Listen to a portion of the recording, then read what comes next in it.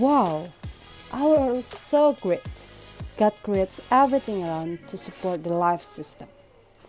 Today, we are going to continue the topic, component of ecosystem, and I will explain you more about producers, consumers, decomposers.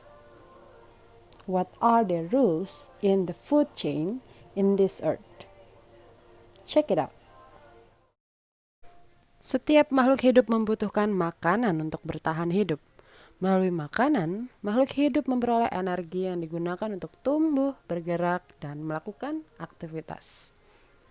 Oleh karena itu, di alam terbentuklah interaksi makan dan dimakan antar makhluk hidup yang disebut dengan rantai makanan.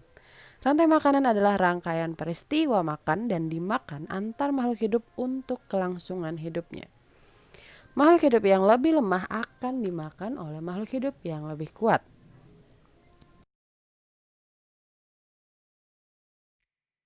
Seperti yang sudah kalian ketahui bahwa di dalam sebuah ekosistem, hubungan biotik dan abiotik sangatlah penting. Seluruh kehidupan makhluk hidup terjadi di lingkungan abiotik. Tidak ada satupun lingkungan abiotik yang tidak mempengaruhi keberlangsungan makhluk hidup. Di dalam sebuah rantai makanan, setiap makhluk hidup dalam rantai makanan tersebut memiliki perannya masing-masing.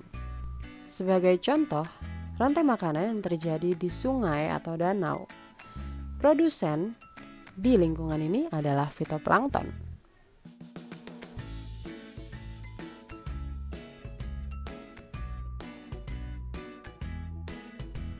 Fitoplankton sebagai produsen adalah organisme awal yang akan menciptakan makanan bagi makhluk hidup berikutnya. Ikan kecil. Ikan kecil sebagai konsumen pertama. Konsumen tingkat pertama akan memakan produsen. Di sini, ikan kecil akan memakan fitoplankton.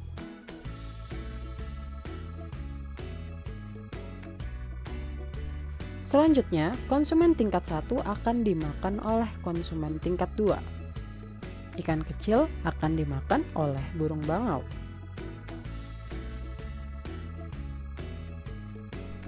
Selanjutnya, konsumen tingkat 2 akan dimakan oleh konsumen tingkat 3. Konsumen tingkat 3 di sini dapat dikatakan sebagai konsumen puncak, yaitu jenis kelompok hewan karnivora yang biasanya tidak memiliki pemangsa.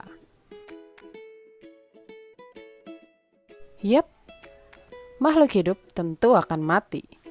Bakteri sebagai pengurai bertugas untuk menguraikan sisa-sisa tubuh makhluk hidup yang sudah mati. Jika buaya mati, maka bangkai buaya akan diurai oleh bakteri. Sisa-sisa tubuh makhluk hidup yang diuraikan oleh dekomposer akan menghasilkan zat-zat kimia dan nutrisi yang dibutuhkan oleh produsen. Dalam hal ini, zat-zat kimia ataupun nutrisi tersebut akan tersimpan di dalam tanah dan menjadi nutrisi bagi tanaman. Tentu kalian ingat kan, tanaman adalah produsen. Begitupun juga bangkai-bangkai hewan yang terurai di air.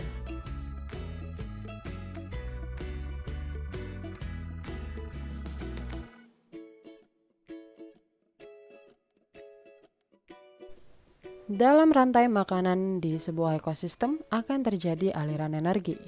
Aliran energi dalam sebuah ekosistem dimulai dari matahari. Matahari akan memberikan energi kepada produsen untuk melakukan fotosintesis.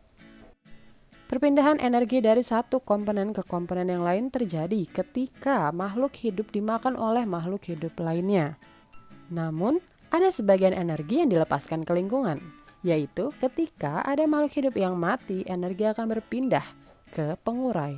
Melalui proses penguraian makhluk hidup yang mati, pengurai akan melepaskan energi panas ke lingkungan. Nutrisi akan berpindah dari makhluk hidup satu ke makhluk hidup lainnya melalui proses makan dan dimakan. Itulah kenapa ketika manusia makan makanan yang bergizi, maka dia akan mendapatkan zat-zat yang bergizi bagi tubuhnya. Seperti yang kalian ketahui, jika kalian memakan nasi atau roti, kalian akan memperoleh karbohidrat. Jika kalian ingin protein, kalian bisa memakan berbagai jenis daging.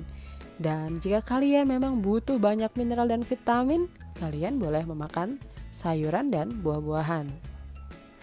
Oh, tidak lupa juga kalian boleh meminum susu sebagai sumber protein yang lain. Wah, hebat sekali ya, Tuhan sudah menciptakan dunia ini dengan segala isinya yang begitu sempurna. Jangan lupa bersyukur ya. Cukup sekian pembelajaran kita hari ini. Sekarang kalian bisa menjawab pertanyaan yang sudah kalian temukan beberapa saat yang lalu. Silakan cek kembali link Google Form yang kalian bisa lihat di Google Classroom kita. Untuk membuka link Google Form tersebut, keyword yang kalian butuhkan adalah nama hewan, jenis pengurai yang ada di tanah, terdiri dari 6 huruf.